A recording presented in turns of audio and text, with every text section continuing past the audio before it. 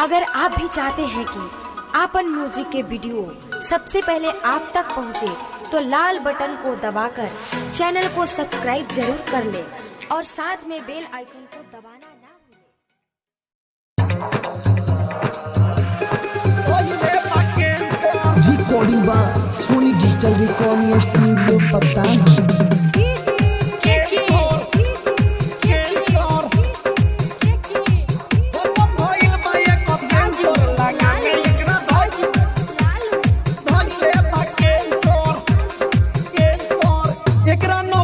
भाई दूरे हटा एकरा न भीरी सटा ए भाई दूरे हटा खत्म भइल बा एको सेंसर लागा में एकरा धइले बा कैंसर कैंसर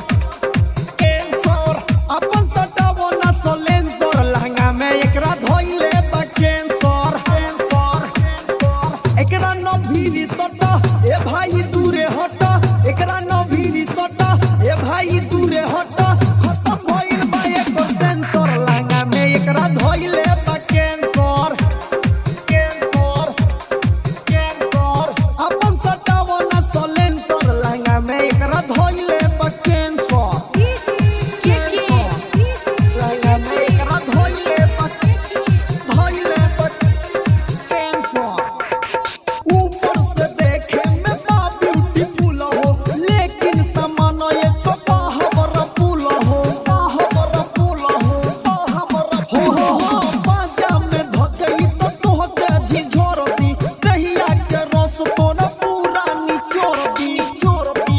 एकरा न भीरी सटा ए भाई दूरे हटा एकरा न भीरी सटा ए भाई दूरे हटा खत्म भइल बा एको सेंसर लागा में एकरा धइले बा कैंसर कैंसर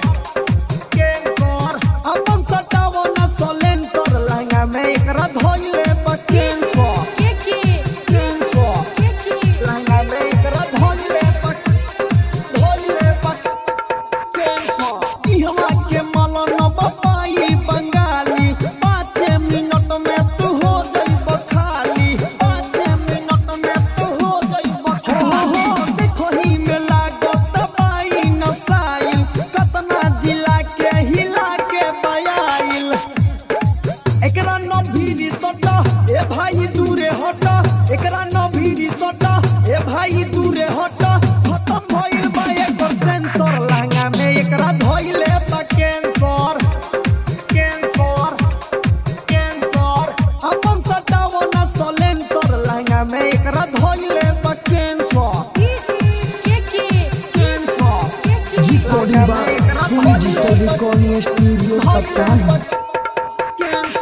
रूपलन सुधीर हम बात तनी मानो नासा में 12 सटेज पर न फाना नासा में 12 सटेज पर न फाना किशन कुंदन तनी बात हम मानो नासा में 12 सटेज पर न फाना एकरा न भीरी सटा ए भाई दूरे हटा एकरा न भीरी सटा ए भाई दूरे हटा खत्म भइल बा एको सेंसर लागा में एकरा धइले बा कैंसर कैंसर कैंसर अपन सटावो ना सलेंसर लागा में एकरा धइले बा कैंसर रिकॉर्डिंग बा सोनी डिजिटल रिकॉर्डिंग स्टूडियो पता है।